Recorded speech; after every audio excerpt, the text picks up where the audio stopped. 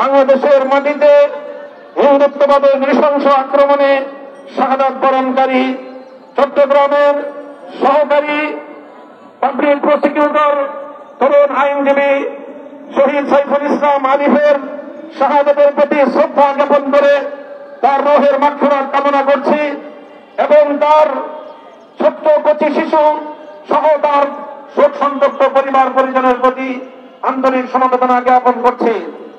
সংগ্রামী তৌহিদি জনতা, আজ এই বিক্ষোভ সমাবেশের মাধ্যমে আমরা আমাদের হৃদয়ের ব্যথাটুকু জাতির সামনে, মানুষের বিবেকের সামনে উপস্থাপন করার জন্য এখানে সমবেত হয়েছি। আমরা স্পষ্ট ভাষায় বলতে চাই, এটা আমাদের বুঝতে কোনো কষ্ট হচ্ছে না যে আজকে সুপরিকল্পিতভাবে একটি সাম্প্রদায়িক উস্কানির মাধ্যমে বাংলাদেশে সাম্প্রদায়িক দাঙ্গা বাঁধানোর পরিকল্পিত পায়তারা চালানো হচ্ছে।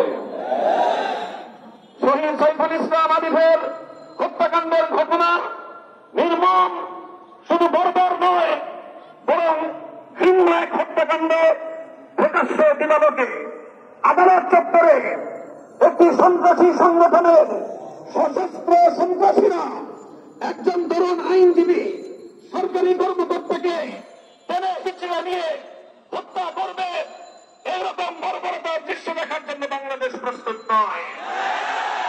বাংলাদেশ আজ অগ্নিগর্ভ, বাংলাদেশের প্রতিটি মানুষের হৃদয়ে আজ রক্তক্ষরণ হচ্ছে। বাংলাদেশের অন্তর্বর্তীকালীন সরকারকে আমরা বলতে চাই, মানুষের এই ক্ষোভ, মানুষের হৃদয়ের রক্তক্ষরণকে আপনারা বুঝবার চেষ্টা করুন এবং যে সকল হত্যাকারী হিসেবে চিহ্নিত ঘাতকদেরকে গ্রেফতার করা হয়েছে তাদেরকেই শুধুমাত্র বিচারের আওতায় আনলে চলবে না। আমাদের স্পষ্ট দাবি হল, এই ঘটনার নেপথ্যে যারা রয়েছে সেই নেপথ্য খুনিদেরকে বের করে মুখোশ উন্মোচন করতে হবে, তাদেরকেও বিচারের আওতায় আনতে হবে।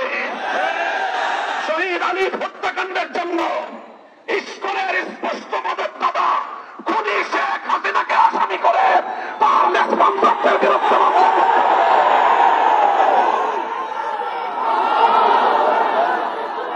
আমরা স্পষ্ট ভাষায় বলতে চাই, বিগত 15 বছর আমরা দেখেছি বাংলাদেশের অভ্যন্তরীণ প্রতিটি বিষয়ে কিভাবে শুধু অসৌজন্যমূলক নয় বরং কূটনৈতিক শিষ্টাচার বর্ধিত বাংলাদেশের অভ্যন্তরীণ ইস্যুতে চরম মাত্র হস্তক্ষেপ করে বাংলাদেশের জনগণকে আহত ক্ষতবিক্ষত করে তুলেছে ভারত।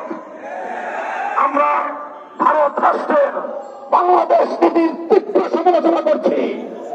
ভারতকে আমরা স্পষ্ট বার্তা দিতে চাই, বাংলাদেশ নীতি পরিবর্তন করো, তোমরা বাংলাদেশ নীতি পরিবর্তন করো, অথবা বাংলার 20 কোটি মানুষ তোমাদের বিরুদ্ধে রাজপথে নামবে। বাংলাদেশ থেকে ভারতের কূটনৈতিক সম্পর্ক ছিন্ন করার জন্য দেশের মানুষ বাধ্য হবে।